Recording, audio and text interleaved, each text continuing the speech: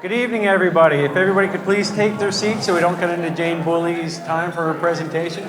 We also want to make sure that we leave enough time for questions and answers at the end. And of course, as I said, we have to be out of here. We got to skedaddle by 8 p.m. But first, before I introduce Jane, I have what we call an honorary membership, but of course, most of the time these are presented to members who have been full members for quite a while. And tonight, the Branford Historical Society is honoring Joe Naylor. Joe, if you'd come up, please.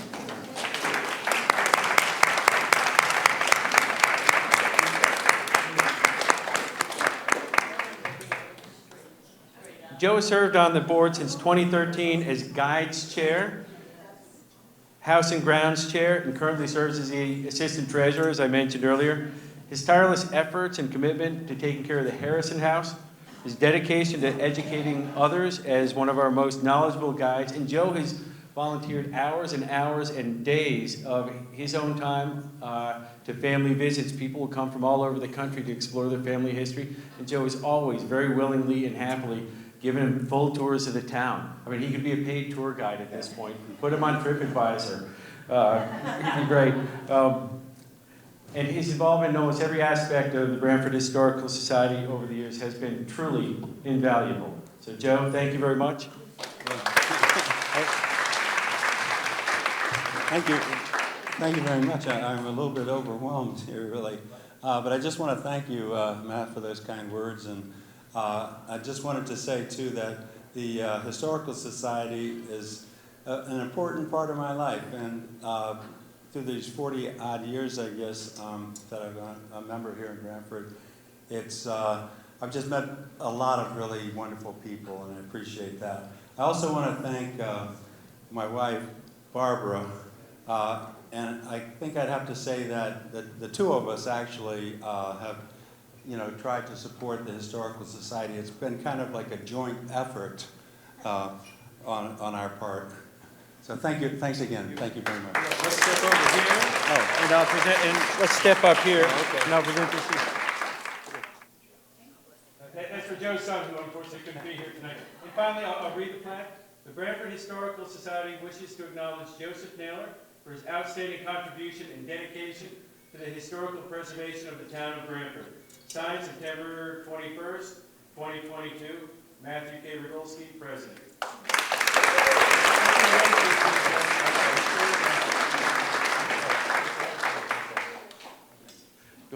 You're welcome. Now it's my pleasure to introduce Jane Bouley, town historian, who has talked about Branford's earliest settlers revisited, if I have that correct. That's correct. Excellent. Jane is, if you explore our website a little bit and look at the publications, you can see Jane's name on a lot of those because she's done a great job writing about everything from the origins of streets in Branford to history of very particular things. So to avoid cutting into any more of her time, because it's 7:05, the floor is yours, All ma'am. right, thank you. Thank you very much. In case you didn't know me, you've been hearing my name. The title of this was really going to be Jane Bouley Pontificates about everything she's learned for the last 45 years. But I thought that, that's not really that catchy. And it probably would take way too long. I made it the early settlers of Branford revisited. And so what I'd like to do tonight is and I have been doing researching for 45 years. People ask me, how did I start doing this? Well, my mother's grandmother was a foot from Branford, and her great-grandfather was a leet from Guilford. And so I knew growing up that we had all this, Connecticut ancestry.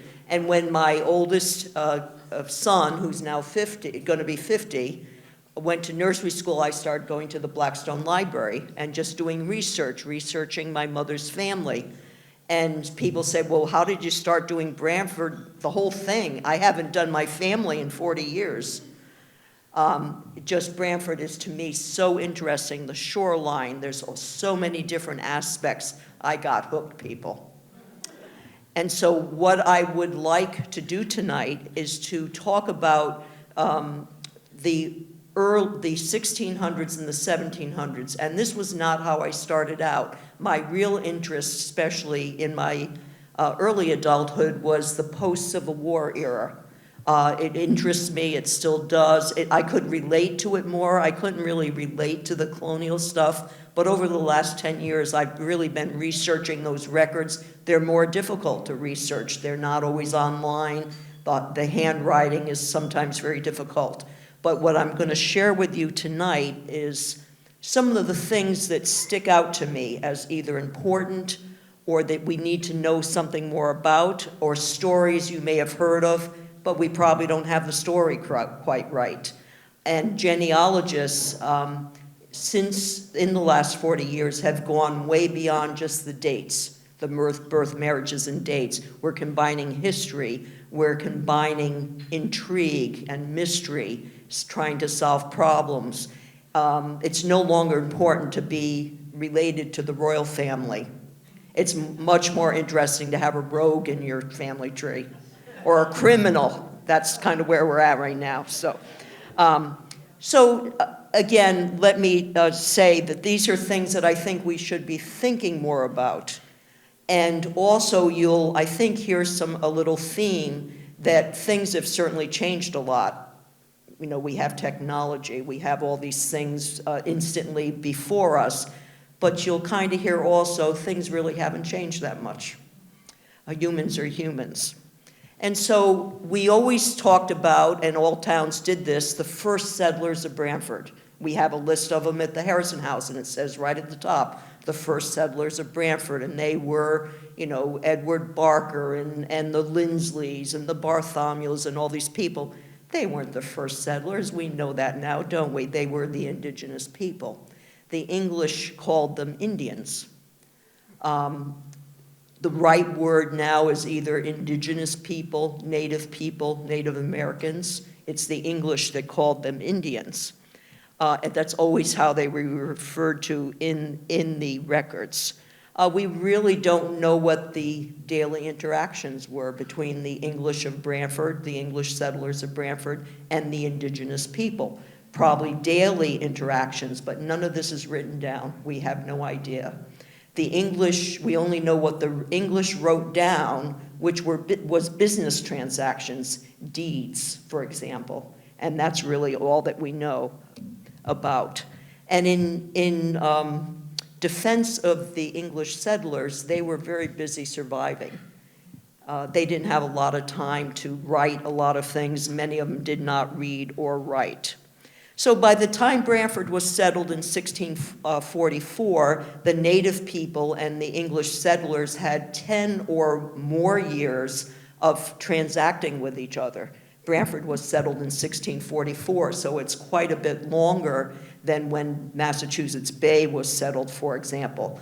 And so the local Indians, as the English called them, were already here. They were already settled.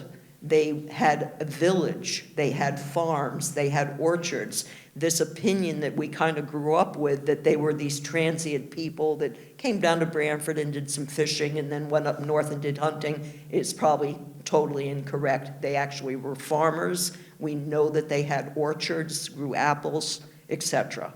The notion that they had these temporary places and then hitched their teepee on their backs and went up north. First of all, they didn't use teepees in Connecticut.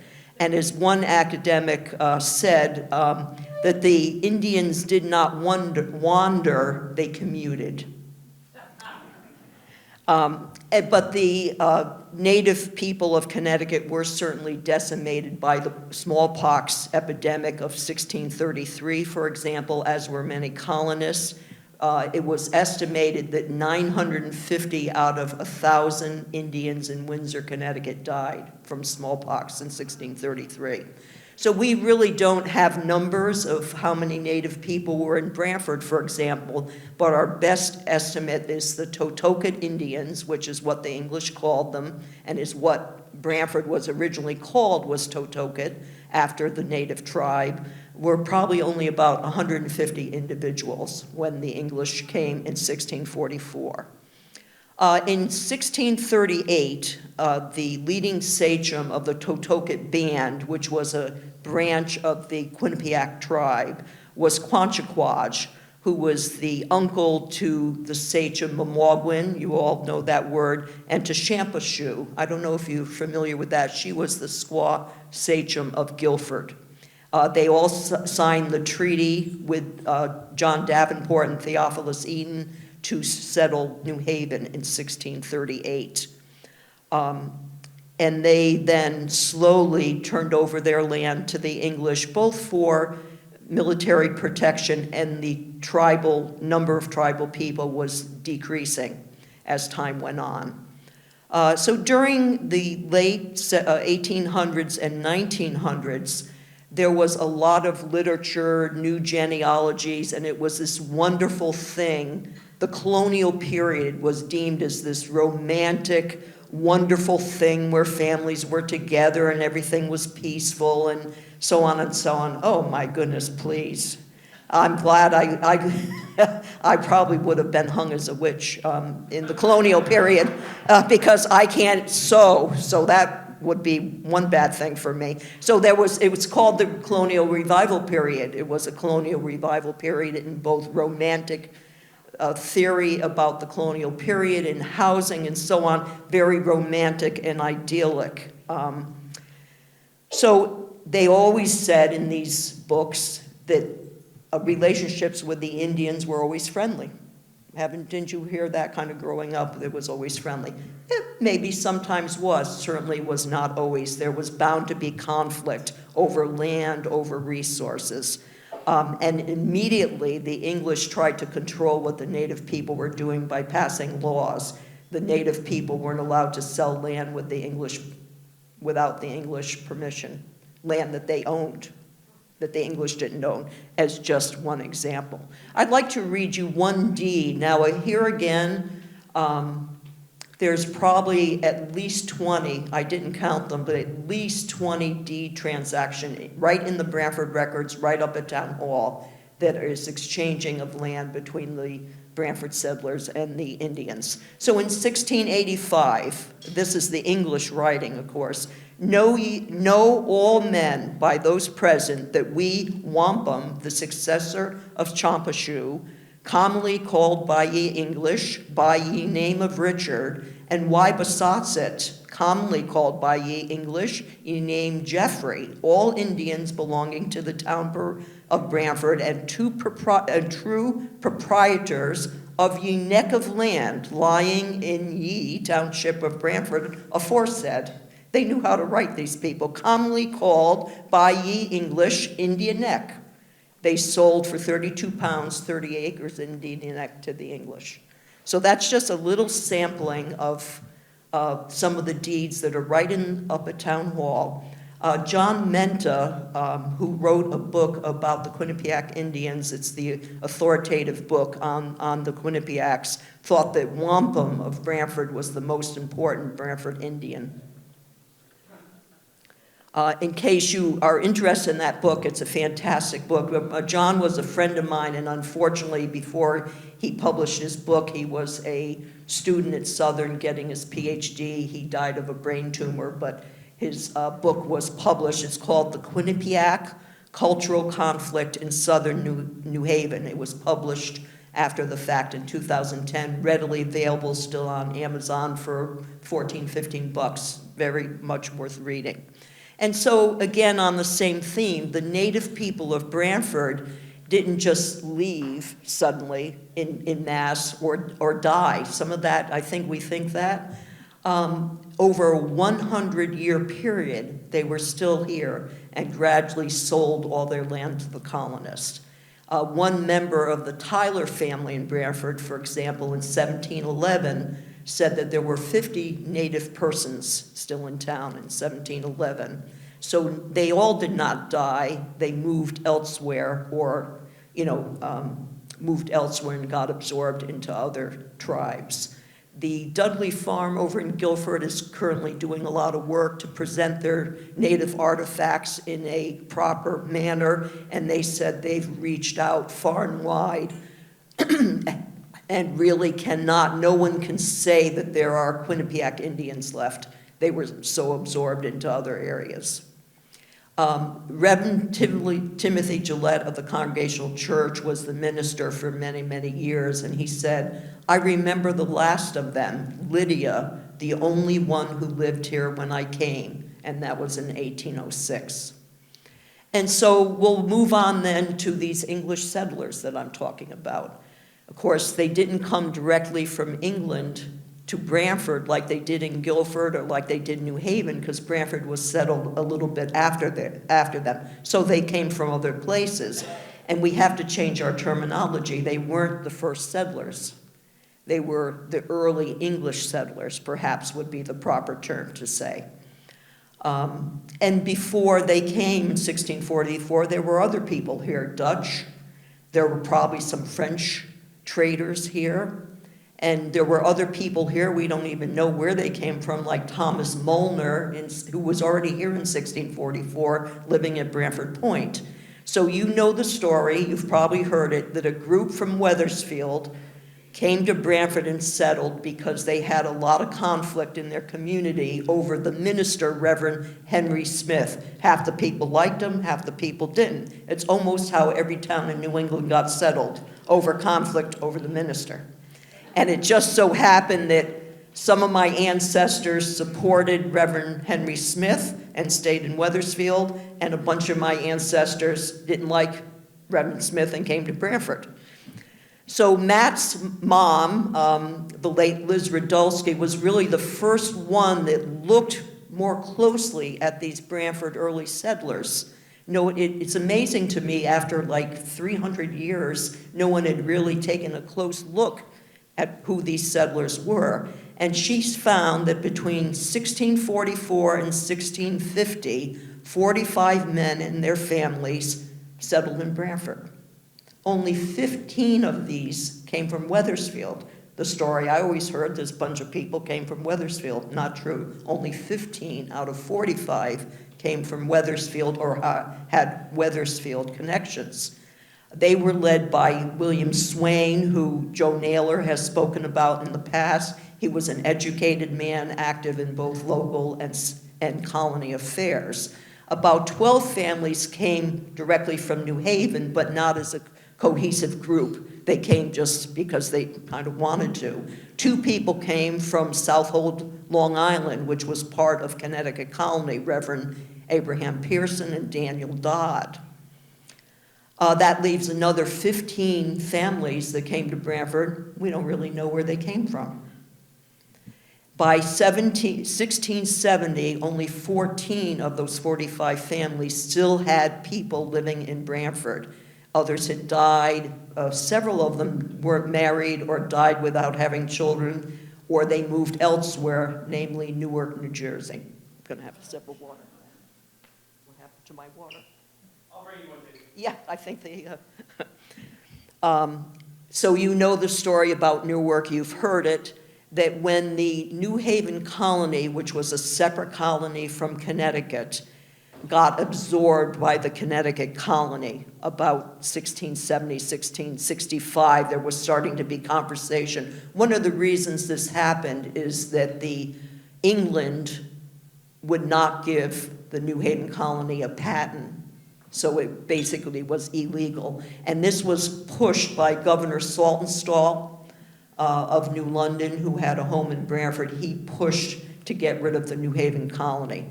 So this all coalesced for Branford about this time, the absorption into New Haven colony into Connecticut. One of the problems for Branford people was New Haven colony was much stricter in their Puritan idealism. Connecticut colony was more liberal. And so a group of people from Branford, from Milford, a few from Guilford, a few from New Haven, were enticed by promises of land to go to Newark, New Jersey, which was called New Work, W-O-R-K.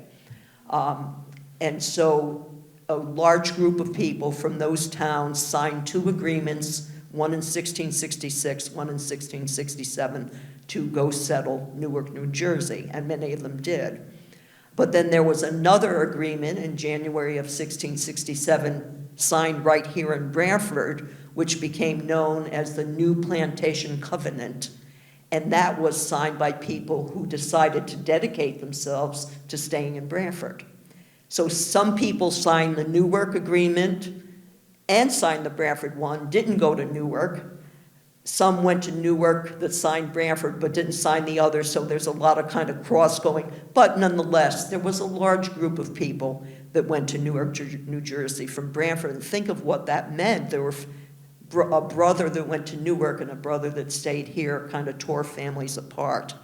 And so there's some rumors or some misinformation about all this. So one of them, for example, Benjamin Trumbull wrote one of the first histories of what was the colony of Connecticut in 1797. And this story has been retold and reprinted. And in quotes, nearly everyone accepted the fate, meaning the absorption of New Haven Colony, cheerfully, except those in the Reverend Abraham Pearson Church of Branford. Almost in body, they all moved to Newark, New Jersey, taking the records with them. So first, more people stayed behind in Branford than went to Newark. So there's one incorrect statement. And the records are right up in the town hall vault. I looked at them, they're all right there, all the original records in the original handwriting. And so later, the Reverend Timothy Gillette, in his discourse on his 50th anniversary of being pastor there, speculated that maybe Pearson took the church records because there's no church records before 1695. They don't exist anymore. We don't know what happened. I think that's a plausible explanation, but believe me, the records are still uptown. And certainly the removal to Newark, New Jersey split families apart. They probably never saw each other again. Thanks.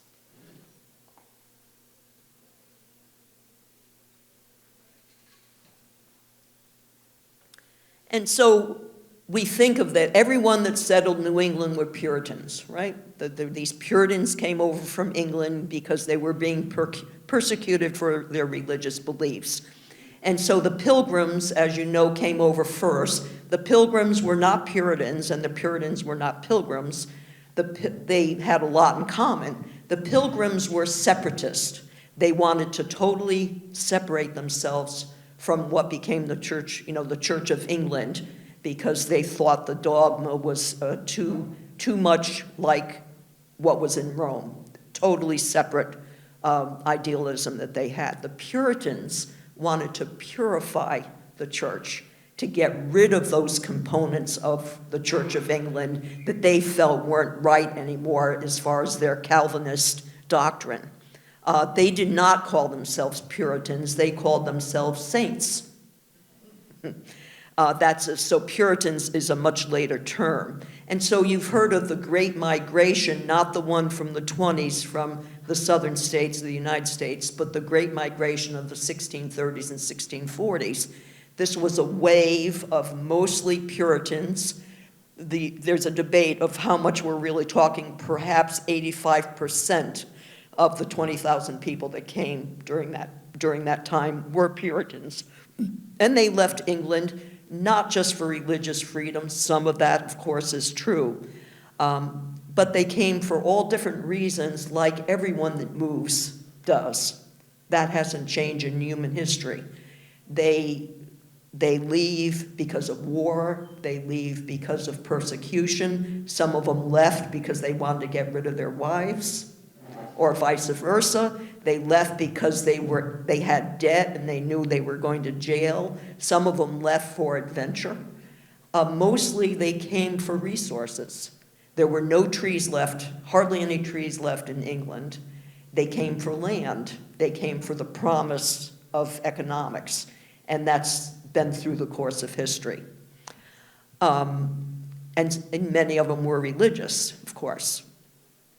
And so the Puritans had this formulation of they really thought they were put on earth by God to have their religious beliefs and to settle this country, that was their God-given rights, and that's what they were here for. And so their communities, in their eyes, was really like a a Christian utopian community. That's kind of what their vision was. But it would really, one person in the book said it was really a closed corporate community. It was a business, as all towns are.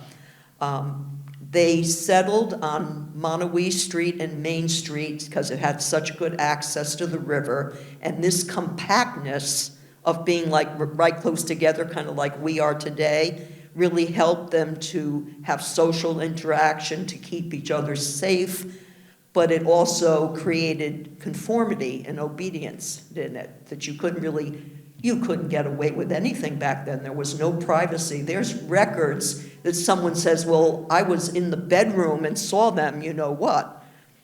What was somebody else doing in their bedroom? This is like, oh, it was happening all the time. It's amazing. People were like in each other's houses. There was absolutely no privacy. So there was this conformity to do well and very gossipy, and it was your duty as a Puritan to tell on your neighbor if they were doing something they weren't supposed to be doing. So there was a lot of, this kind of thing, telling on people. And so the Puritan belief, again, was not just about religion, it was about religion if you believed what they believed. If you didn't believe what they believed, woe on you, because there was stiff punishment. You could be banished to Rhode Island, which is what happened to a lot of people. You got banished to Rhode Island. If you're from Rhode Island, all my in-laws are from Rhode Island. So the idea, the Puritan belief was that man worked hard to please God, to make enough money to support their church, their community, their family, but they really weren't supposed to make a lot of money for personal gain. So there was sort of this fine line. But think about that. Within a short time, there was conflict between the haves and the haves-not, because people that were already kind of wealthy kept getting wealthier. Sound familiar? And the people that were poor got poorer. And so this naturally creates some conflict. And then there's other humans that don't want to follow the rules, because humans are humans. And others didn't want to be saints. They wanted money and wealth. And so things haven't changed that much. And so this idea that humans were saints on earth is really impossible for humans to do, isn't it?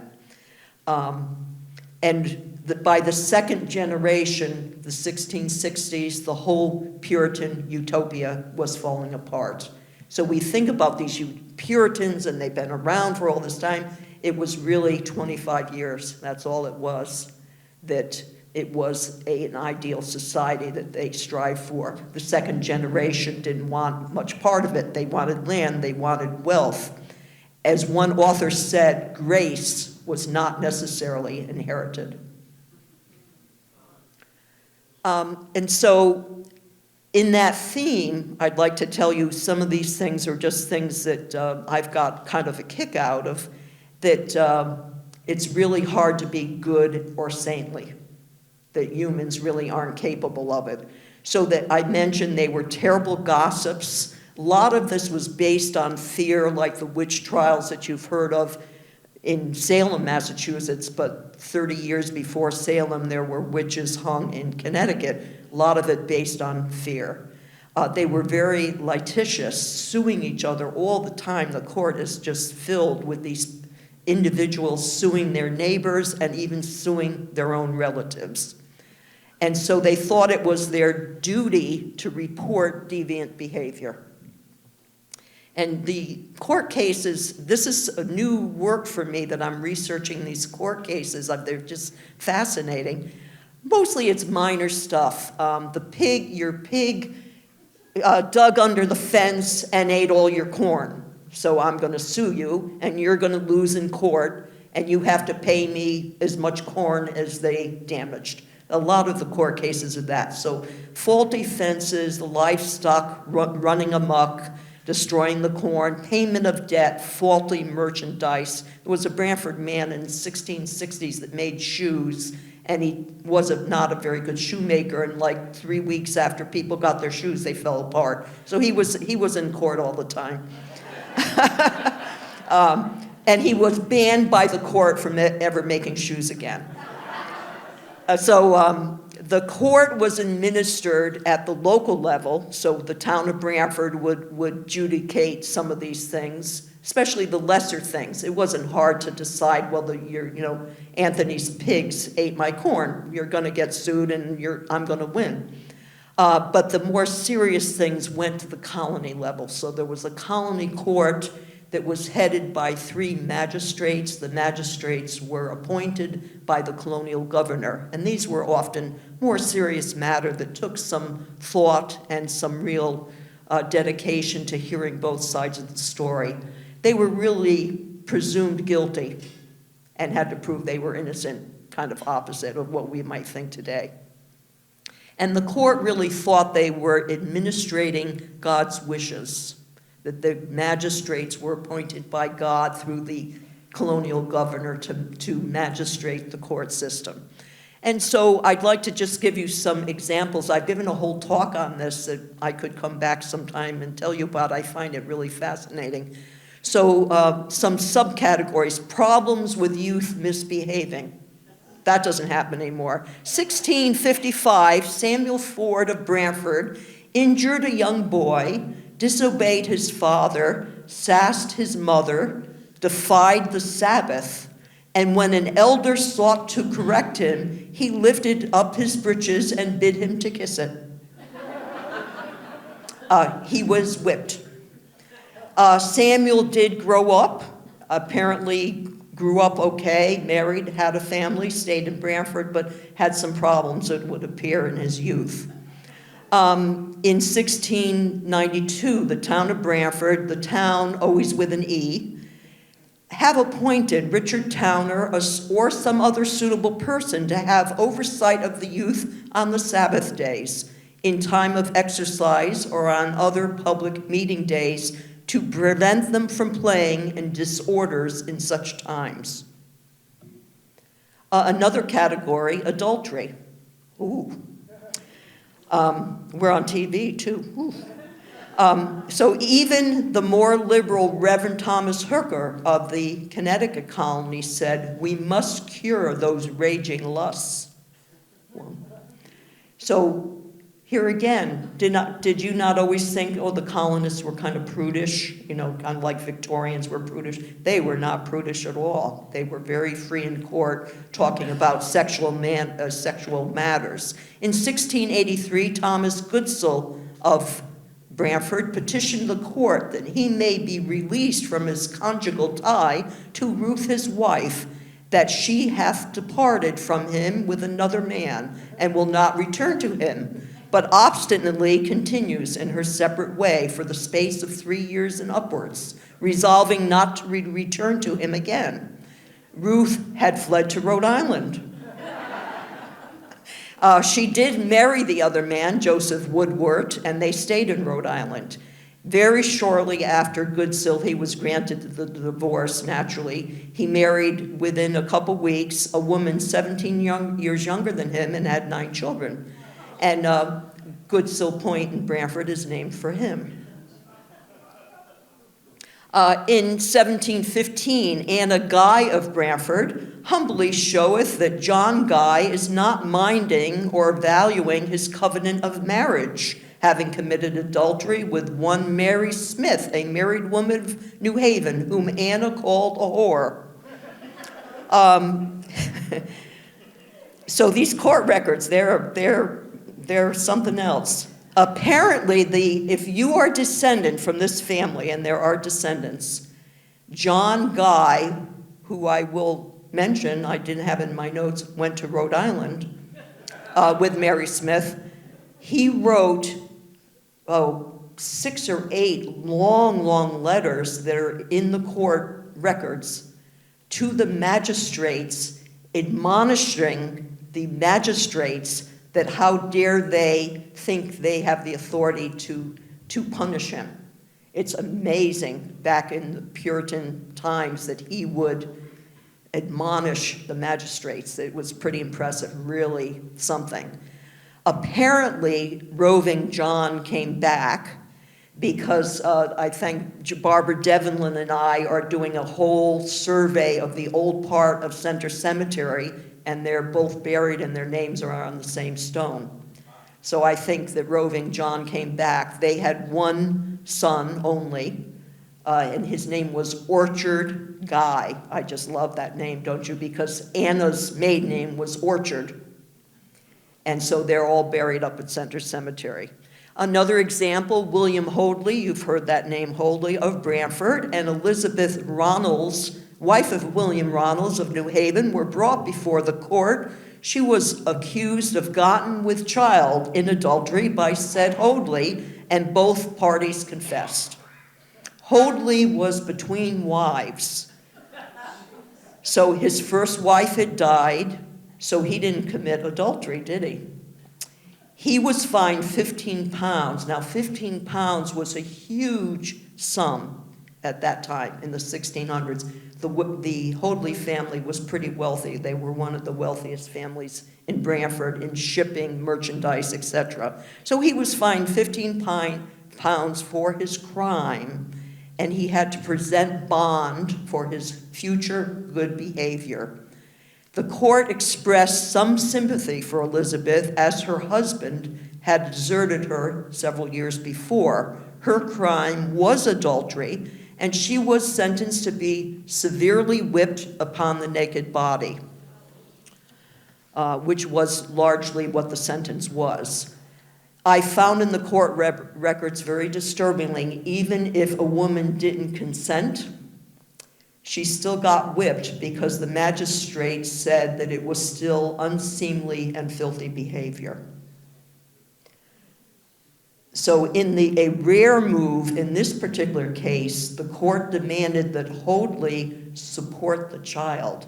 Unheard of. It's the only time I've ever seen this. He married again, not to Elizabeth, and I've not researched what happened to Elizabeth or that child. And so for the TV viewing audience, I'll end this little segment with something I find fascinating. The Congregational Church Records of Branford. This is something that comes up from time to time, and I find, what's going on here in Branford? People were always confessing for fornication in the Congregational Church, and I was saying, what is this about? Well, I know what it's about, but I had to.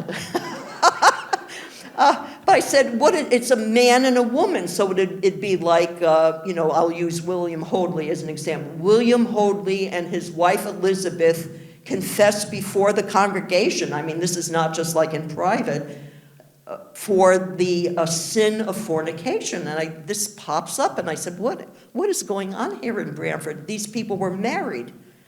And so I said, what is this like? Was Branford a party town? Yeah, I didn't know. So I finally figured it out. It took some time. So what happened was, again, I'm going back to there were gossips everywhere. So if a midwife delivered your child, and the midwife knew when you got married, and the child was born after 7 months instead of 9 months, she reported it to the authorities. Okay? So everyone knew that you had this child prematurely, as they used to say.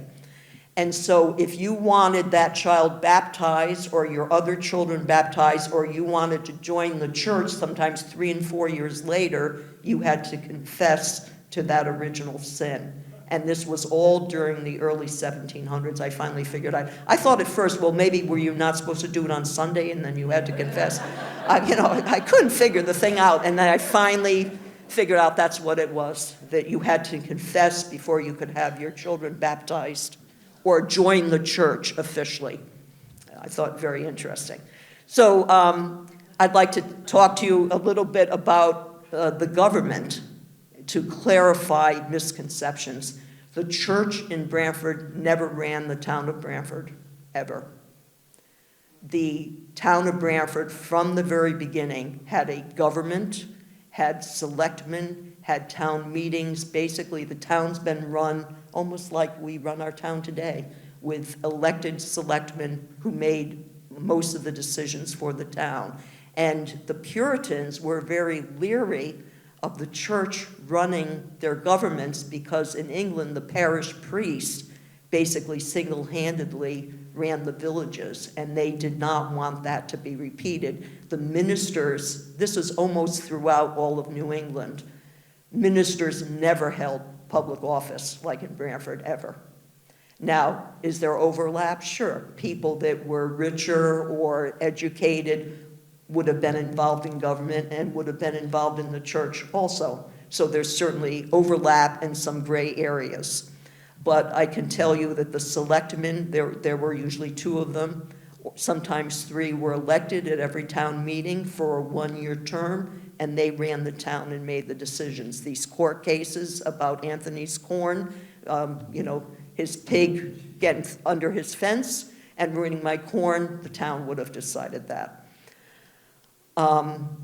They also decided on where highways should go, where fences should go, property rights, granting land and distributing it, using of common land, and setting and collecting taxes. So again, there was influence by the church, especially like New Haven, where John Davenport had such influence and was a very powerful man. However, this was very much decreasing by 1700, and by the mid-1700s, church membership was down 40% of what it was in the 1600s, especially among men. It was largely, some churches, they were 80% women in their membership by 1700. And this leads me to the Branford Town Green, as we call it today. The church in Branford, the Congregational Church, or the First Church of Christ in Branford, never owned the Branford Green. That's my opinion, and I'll give you that information why. The 1699 will of John Tainter, where we got this land from, his will is published in the History of the Congregational Church in 1917 by their minister, Reverend Simons. And so he, in his will, I do give to ye town of Branford part of my home lot, which I do give to said town to build a public meeting house upon, and to continue for that use to be ye common, or what other ye use ye town see meet. So in other words, whatever use the town wants it. Later in his will, I bequeath to ye Church of Christ in Branford £5. And so some of the confusion is that the meeting house in colonial New England was a catch-all for lots of things. It was the church. Could be a hospital, it could be a fort. They stored ammunition. It's where the town meet. It was this not secular, it was everything for the town. It later became just the religious place. And so the town built the meeting house. Later it became solely the operation of the church. And so all the records, all since 1700, it's in the town records to have anything to do about the green, which was called the ye common or ye town plot. That's how all the records speak of the green. Green is a 20th century term. So for example, in 1820, Reverend Timothy Gillette, who was the 50-year pastor of the Congregational Church of Branford, built the academy on the green privately. He didn't do it through the church. That was his own private place. It was going to be a private school of learning that he was going to teach at. He petitioned the selectmen of the town of Branford for permission to build the academy on ye town plot. And at a town meeting, the men, of course the women couldn't vote, April 20, 1820, at the town meeting, it was voted in favor for the petitioner to build said academy on the town plot green.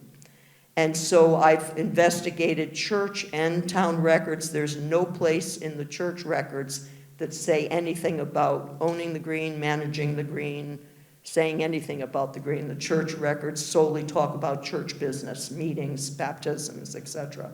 And so I share with you. You can take away what you want from that, but I will tell you after looking at all these records that that is the case. The town has always owned the Branford Green since 1700. As far as land is concerned and the allotment of the land, the town of Branford, since the very beginning, in 1644, there's a record that they started allotting land to people that decided to live here. And there were these were incentives to come and stay. At first, the wealthier people got the better land and got more land. But after the Newark business, they did it by lottery. So you would draw basically a lottery ticket, and depending on your number, you got your first choice of land. And so you got a home lot, which was on Monowee Street. It was 2 acres. It would be your house, your barn, small orchard, a kitchen garden for your vegetables.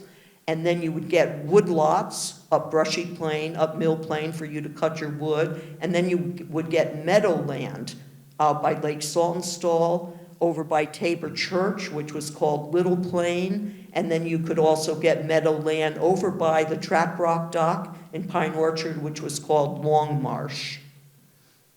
The meadows were used for harvesting salt hay, grazing the cattle, growing some of your crops, and fertilizing your fields.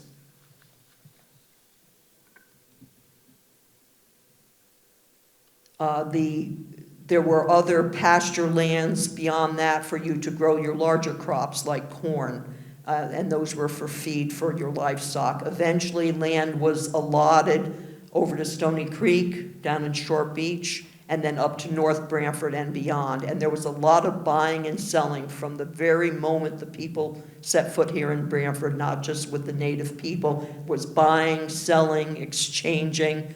They were doing this all the time. It was a real business, this business of the land.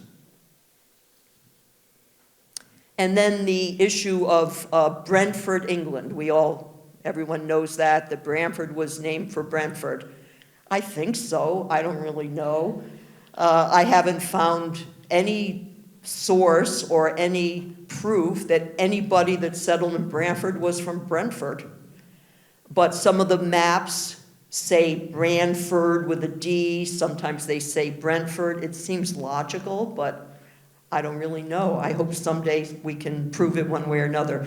Brentford was just west of London. A lot of Puritans didn't come from that place, but some of them did. I just don't know. And then also, a lot of genealogies in this colonial revival period gave English ancestry to Branford settlers. You know, they were descendant from William the Conqueror. All a bunch of rubbish. A lot of these genealogies lied. There's no proof. There's hardly any proof that we know where any of the Branford settlers came from in England. They just came. And then also the naming of Branford. I've seen it written that the name of Branford was changed in 1660.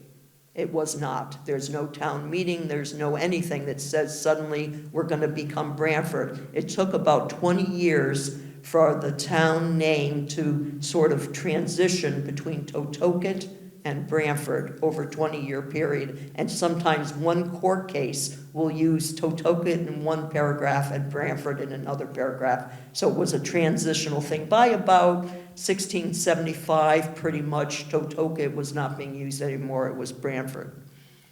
I'll take one more sip. Thanks for bearing with me. I told you it's 40 years.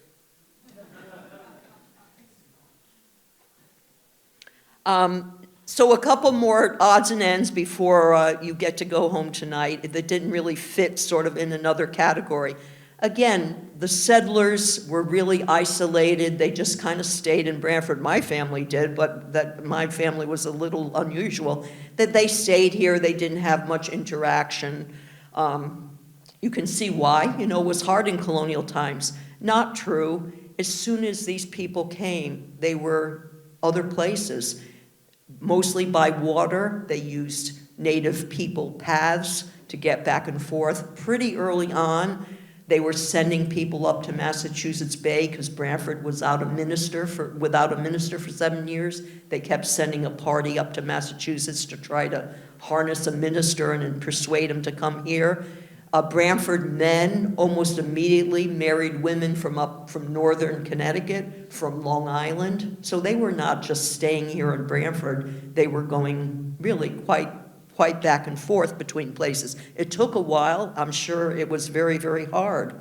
But they moved around. In 1667, they went to Newark, New Jersey. What did that entail? Hard to imagine. So they all knew pretty soon how to make a dugout canoe from the native people. They knew how to make small ships from themselves. They were pretty, by 1700, there were merchants, ship owners, trading up to Maine, trading along the eastern seaboard, especially over to Long Island, which was part of New Haven or Connecticut colony, and even down into the West Indies by 1700. So there was communication, letters back and forth to England. Took a while, but there was messengers sent back and forth between sailors, traders, fur trailers, and native people were hired as messengers to bring letters up to Massachusetts Bay, as an example.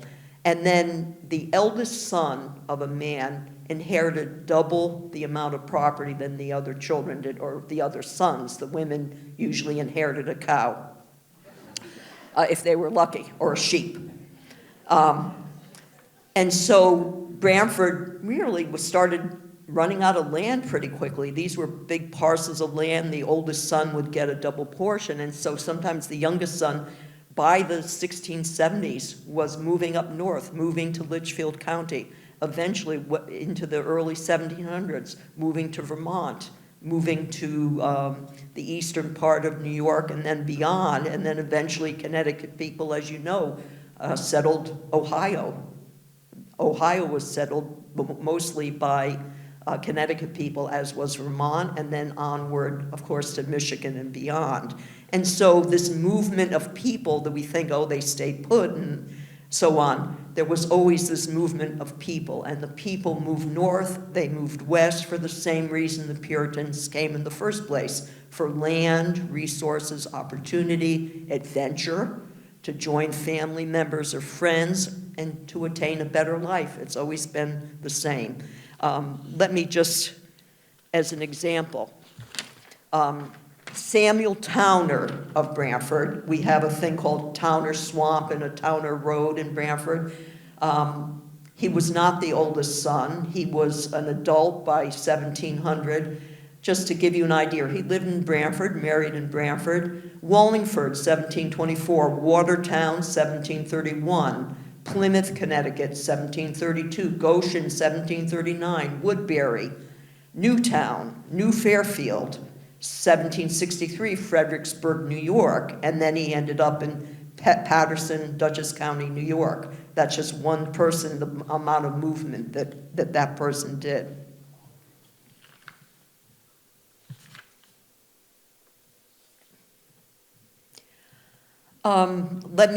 Another subject that I've been researching more intensely the last maybe 20 years is that of slavery. Difficult to talk about. It's now enslaved people or the enslaver.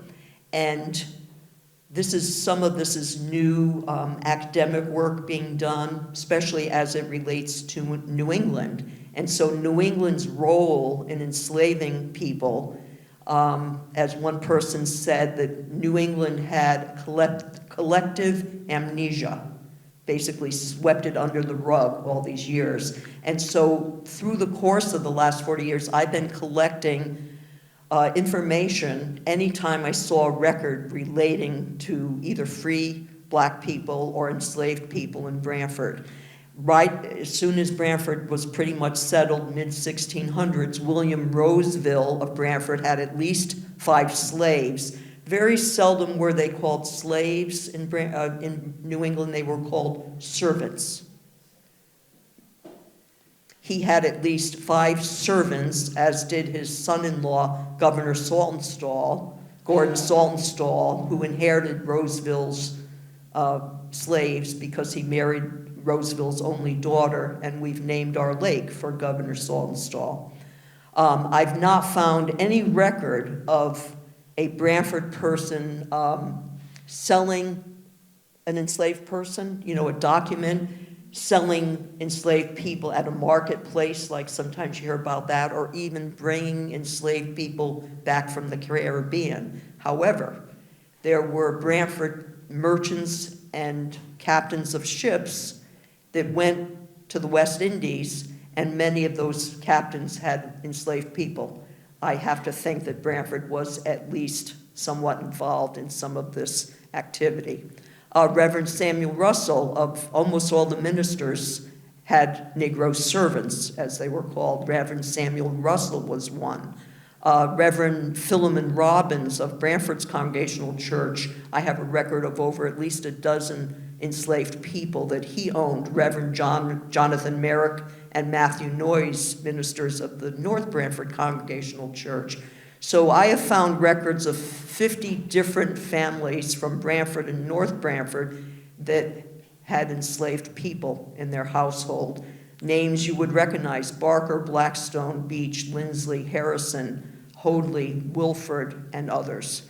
For example, Isaac Harrison, who was a cousin of Nathaniel, who built the Harrison House. I don't believe Nathaniel had enslaved people. There's no record I could find, but Isaac's will of 1744, just to give you an example. My Negro man named Tony, if he be living at my deceased, and should be judged by my daughters rather to be a burden than a benefit to my estate, then I leave him to my wife and son Isaac to dispose of or keep as they think best. And so there are many, many records in Branford. I've written a whole manuscript. It's like 2 inches thick. I need to revise it and add some things to. I've deposited that at the Blackstone Library if the subject interests you and you'd like to read more. And so right before the Revolutionary War, this was the height in New England of families having enslaved people. And then after the war, it decreased.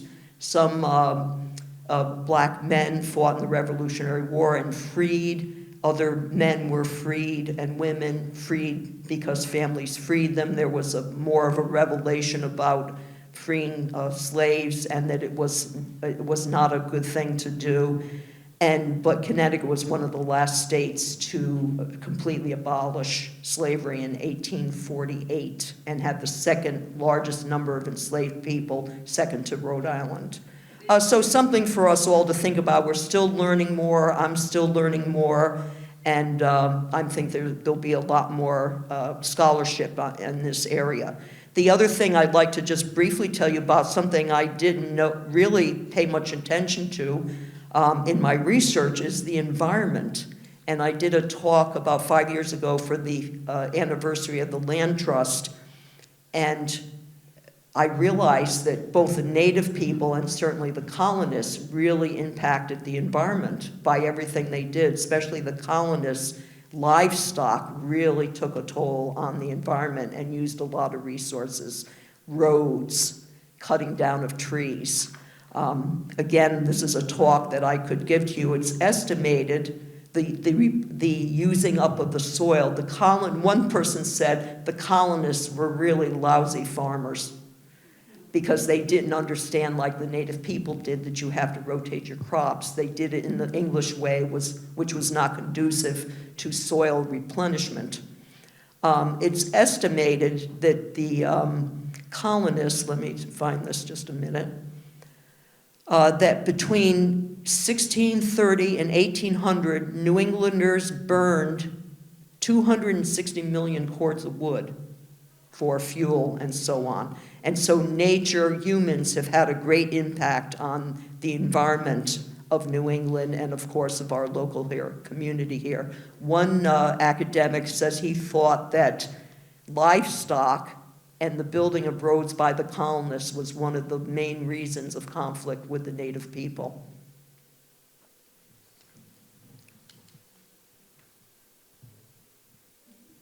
Another just thing I'd like you to be aware of, which is true even more today, is don't always believe what you read, you know that, and certainly don't believe always everything you see on the internet, and that includes genealogy. In the early 1900s, people hired genealogists to do their family tree, and there's known like 4 or 5 of these genealogists that just made things up because they knew that you wanted to be descended from the English kings. And so all this is false. And so an example is, for Branford, is that Hannah Griffin of Wethersfield married first a Pond, who ended up in Branford, and then married after he died one of the Linsleys of Branford. And this has been repeated, printed all over the place. I think I've tracked down how it first started.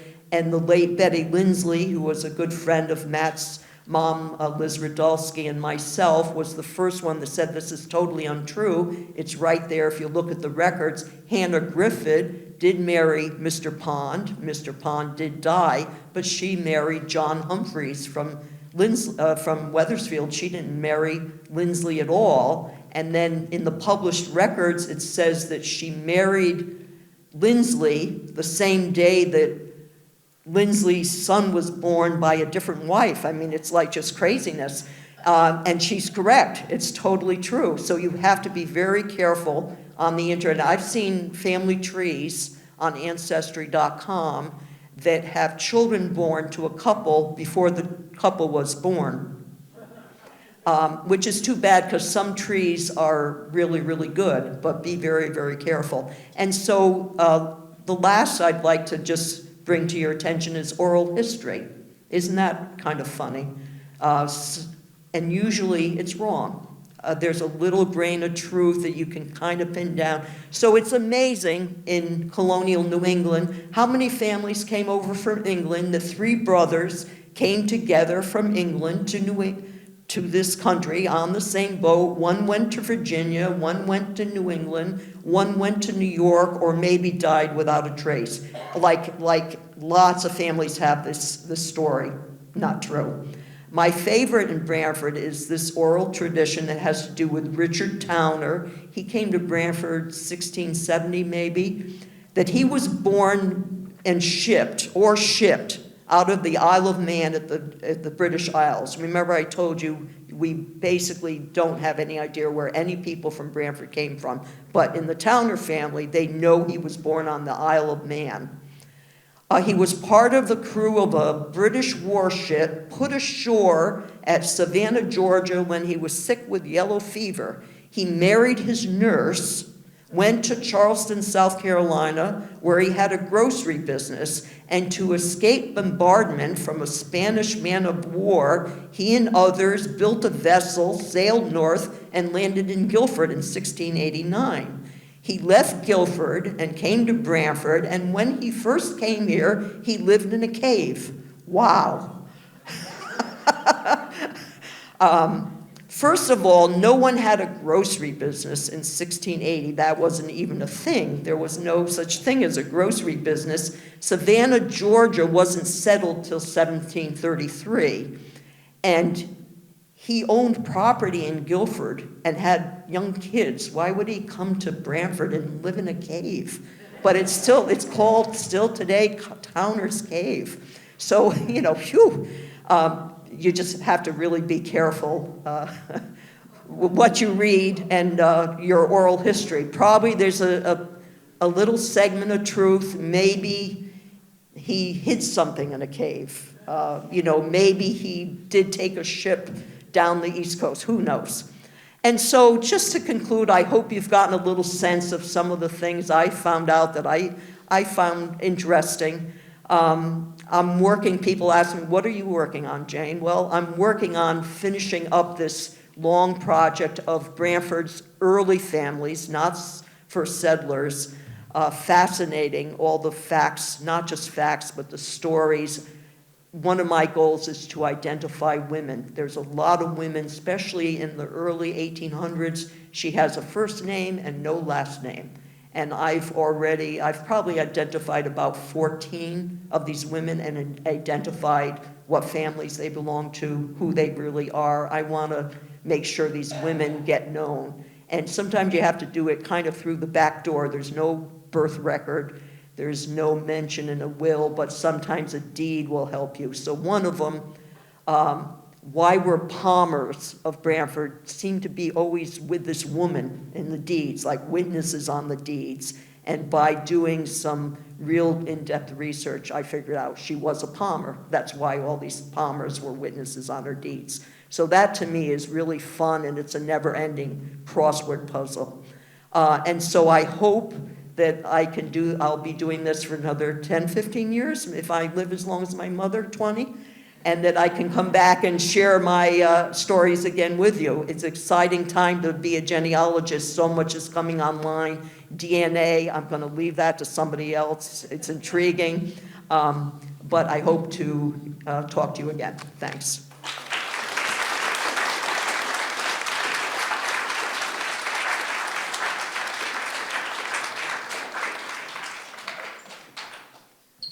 Well, I know I get very dry this time of year.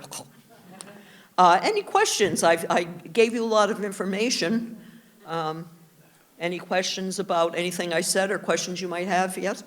You talked about a lot of different parts of town, but you did mention Branford Hill as the early farming company, where people were being able to choose their little plots of land for different reasons.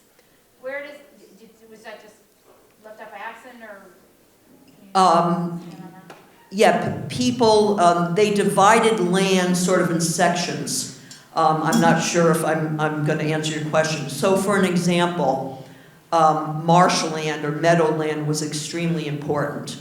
And so there was a lottery to pick land at Beaver Swamp, and that's near Lake Saltonstall. So that whole area was very desirable as meadowland. And so if you got lottery, they basically drew lots. So if you got lotto number 3, you got to pick your 2 acres of the best part of Beaver Swamp. And likewise with cow pasture, and likewise with meadowland over at Tabor Church. And so these different areas were divided up in what they called divisions. And so the first division of land in Branford would have been Montague Street, Main Street. The third division would have been some of the outlying areas. And then by the 5th division, they were dividing land up at Stony Creek. So this just kind of went on through the first 200 years. I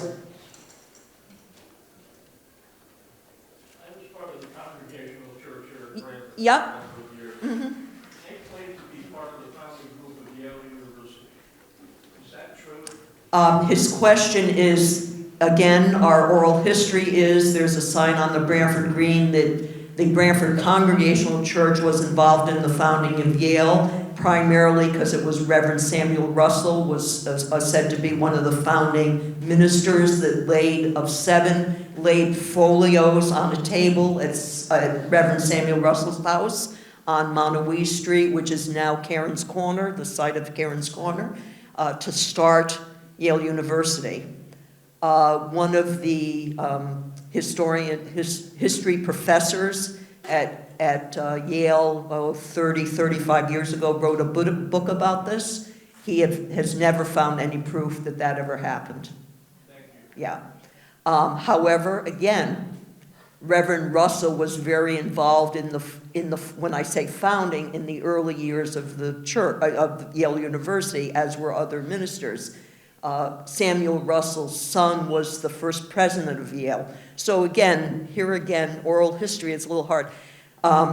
This man, whose name is Pearson, he's deceased now, I believe, said there's no way that 7 ministers could put these folios on a table, because folios back then were very large and very heavy. It would have crushed the table. So that's one of the oral histories, for example. So here again, what's really the truth? What's the oral history? What's a story that's gotten, it's like the telephone game that by the end of the telephone line, the story's pretty much changed, but there's no proof. Yeah. There's ties. So that's why I like to say, yeah, Branford definitely had ties. The minister had ties. We had ties through those early years. Governor Saltonstall was involved with the Yale, who had a home in Branford. So ties, definitely. But the founding of it, that's questionable, I think. Yes, yeah. Jane, have you done any research Yeah, he's asking if I've done research in Newark. I haven't. I've just relied on published histories for Newark. Yeah, I haven't. Yeah. Anyone else? Great, thanks for coming.